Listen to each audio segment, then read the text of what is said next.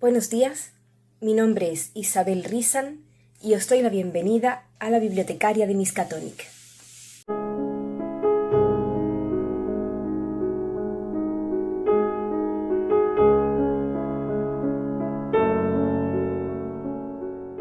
Buenos días, ratoncillos y ratoncillas, muchísimas gracias por estar aquí. Bienvenidos al viernes. Ante todo, como siempre, gracias a los nuevos suscriptores, a los que siempre estáis ahí. Muchísimas gracias. Gracias a los que me dejáis vuestros likes, a las visualizaciones. Gracias a los que me dejáis vuestros comentarios. Muchísimas gracias de verdad porque es muy importante y yo os lo agradezco con el corazón. Bueno, pues sin más, nos vamos con el autor.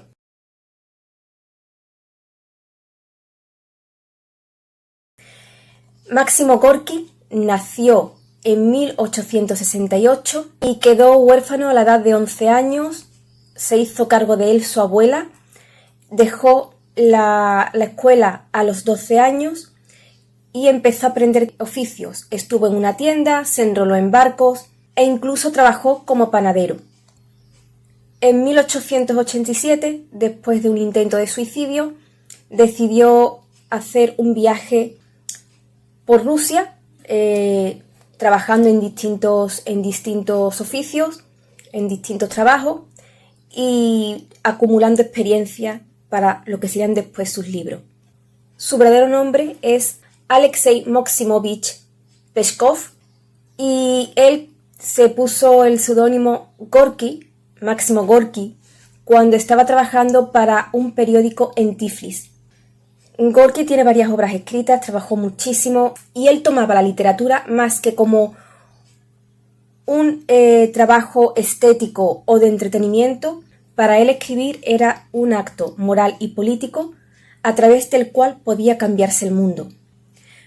Fue un gran enemigo del régimen zarista y escribió mucho sobre cómo era la vida de la gente más humilde, más pobre, todos los maltratos a los que eran sometidos, todas las privaciones que sufrían, y también dejaba reflejada esa chispa de humanidad y de revolución que brilla en todo ser humano cuando está sufriendo injusticias. Precisamente por esto, por esta forma de escribir, por estos temas, tuvo una gran importancia en la sociedad más humilde, en la sociedad más trabajadora. De hecho, tuvo una gran amistad con Lenin. En 1902 fue elegido académico de honor de la literatura, pero el zar Nicolás II anuló esta elección.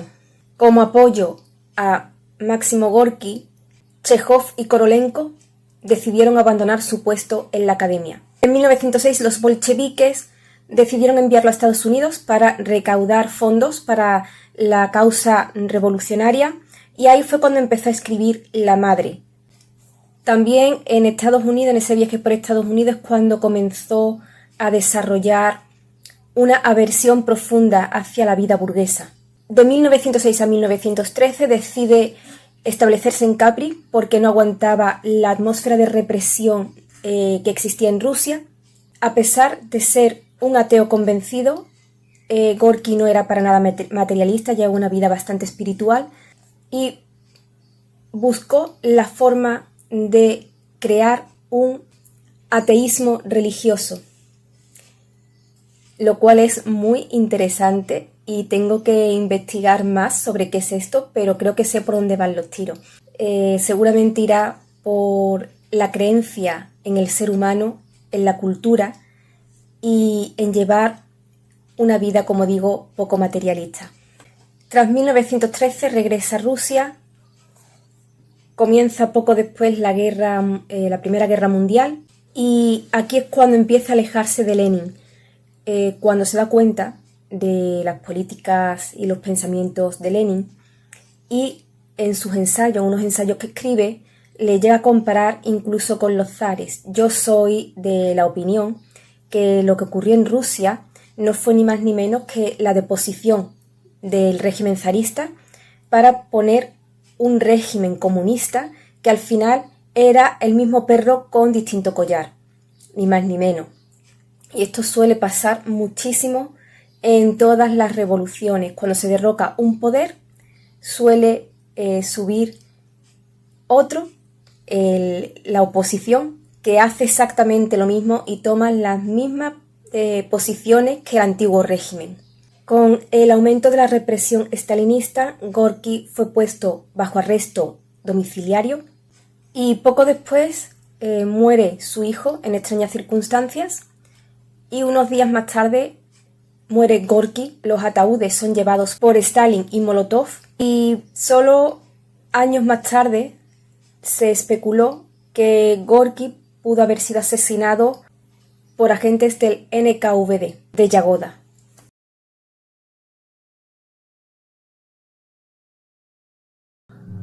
Hoy traigo a la madre de Máximo Gorki, que trata sobre un matrimonio en el que ella es martirizada por su marido hasta que éste muere, y de este matrimonio nacerá un hijo, Pavel, cuyas ideas lo llevarán a un cambio de actitud que su madre no entiende hasta que por fin Pavel decide hacer una reunión en su casa con unos amigos.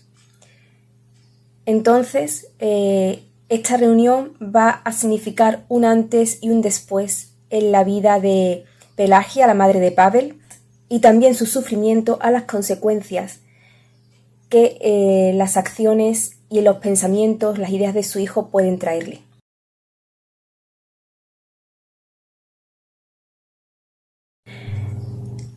Hay libros que deberían recomendarse y ser leídos independientemente de la nacionalidad que sean. La madre es uno de estos libros. Y me asombró porque cuando hace años leí Germinal, de Emile Zola, pensé que no iba a encontrar una lectura tan luchadora, tan reivindicativa como Germinal. Pues la madre, desde luego, no le va a la zaga. Van en el mismo estilo, al mismo nivel, porque ambas tratan el movimiento obrero exactamente con la misma dureza y también con la misma dignidad. Me pasó algo curioso con la madre, y es que durante distintas épocas, durante distintos años, se nos ha intentado acercar a una figura femenina que está considerada la madre por excelencia, que es María, la madre de Jesús, la María bíblica. Sin embargo, a mí nada, ninguna película, ni ningún libro me ha acercado tanto al amor de una madre, al sufrimiento que pudo sentir María, como ha sido la madre de Gorki. Por mucho que se nos intente acercar a María, la madre de Jesús de Nazaret, lo cierto es que a las mujeres en aquella época no se le daba importancia prácticamente ninguna. La Biblia la trata muy por encima. Todo lo que se ha intentado extraer luego de la Biblia ha sido simplemente intentando ponernos en la piel de una mujer que pierda a su hijo, pero nos habla muy poco. La Biblia no se centra mucho en el sufrimiento que tuvo que soportar María. La madre de Gorki a mí me ha acercado mucho más a ese sufrimiento que puede sentir una madre. Me ha acercado mucho más al sufrimiento que pudo sentir María. Ese esfuerzo por acercarnos a esa mujer se refleja mucho más en la madre de Gorki, no la madre de Gorki, sino la obra de Gorki, que la propia Iglesia.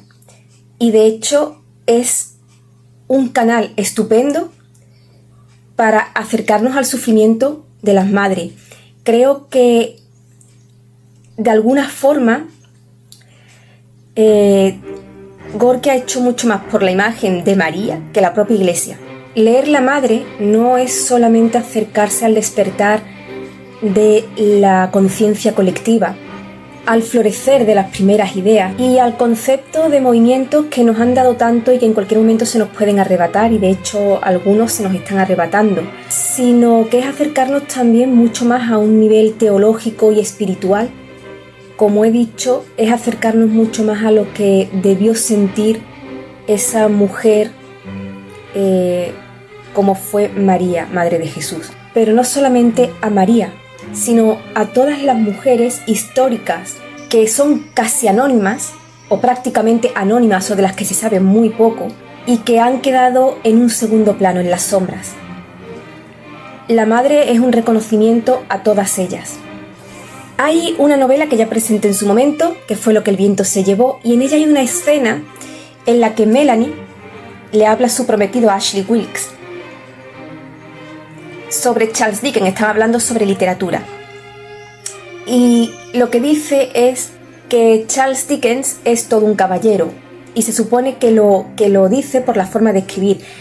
Cuando lo leí, cuando vi la película, yo dije, pero ¿cómo es posible que se pueda saber si alguien es un caballero o no por la forma de escribir?